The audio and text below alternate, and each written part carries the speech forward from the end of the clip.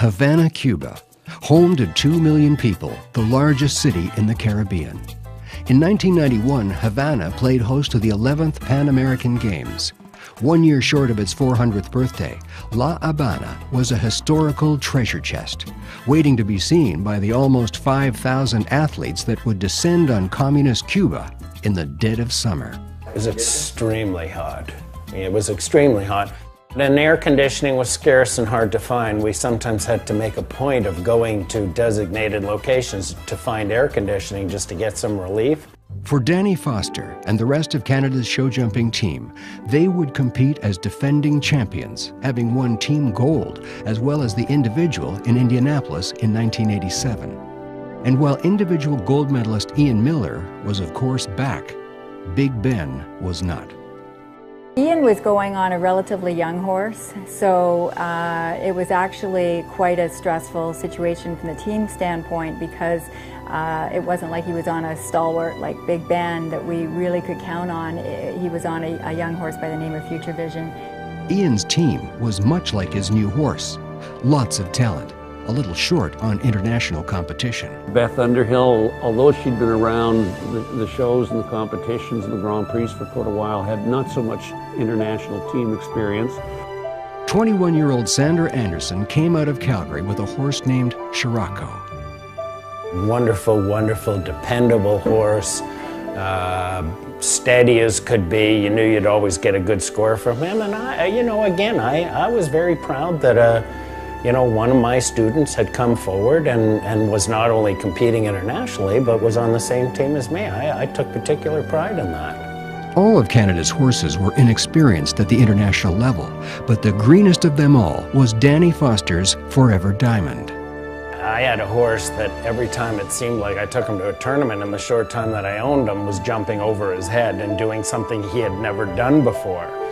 So it was always in the unknown. Every time I rode him, it was in the unknown. He was about 16'2". He was very much a draft cross. King of Diamonds was a very heavy horse. Forever Diamond was a very heavy horse. He was very, very sensitive. You couldn't bandage him, you couldn't put any boots on him, you couldn't touch his legs, which worked great because he would never touch a jump. But he was very, very hot to ride, very difficult. Even chef d'équipe, Ken Peterson, was relatively new on the job. He was always there if you needed him. Again, when you're surrounded by the kind of team riders, I had plenty of expertise as far as the horse side of it went, but for management side and support and all that, you couldn't have got better than Ken was. He was terrific that way. After a slow start in round one, Canada's young horses found their way. Clean for Forever Diamond in round two, matched by Monopoly. Scirocco and Future Vision would go clean in round three, and the brilliant young Canadians would win silver. Only Brazil's perfect third round kept them from gold. There was a lot of team spirit amongst us, and we were determined to do well, and it really was an event where all the horses jumped for the occasion, and it gave us a very memorable result. Up next was the individual, and it appeared as though Forever Diamond was the horse to watch.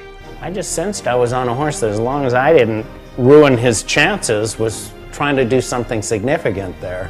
With 3 rounds complete, Foster and Forever Diamond sat third, trailing the leader, Vitor Teixeira of Brazil, by less than 1 rail. Well, I would say Forever Diamond was what we call a blood horse, a lot of natural energy, and his feet got going along sometimes perhaps a little quicker than his mind. And what happens in that type of sand, deep sand footing, it slows everything down, and they just can't move as fast. And it really seemed to suit him for some reason. And he just, as we say, came up at the wither, got higher with his body. His jump was a better jump.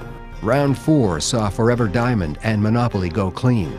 So with 1 round to go, Danny and Beth had moved to 1st and 5th respectively. And while Canada was in great position, less than 1 rail separated 1st from 6th. All 3 medals were up for grabs, but the Canadians had an ace in the hole. Captain Canada, whose mount Future Vision had suffered a minor injury, was at their side. He came to the warm-up ring for each of us on every occasion. Even when he was out of contention, he was down there helping us setting fences, making suggestions. He walked the course with us. He gave us every bit of his expertise that he could, and I really, really appreciated it. I had Ian at the warm-up jump with me, who couldn't have been more supportive and more brilliant and more informative. With Beth sitting in fifth, she was the first to go.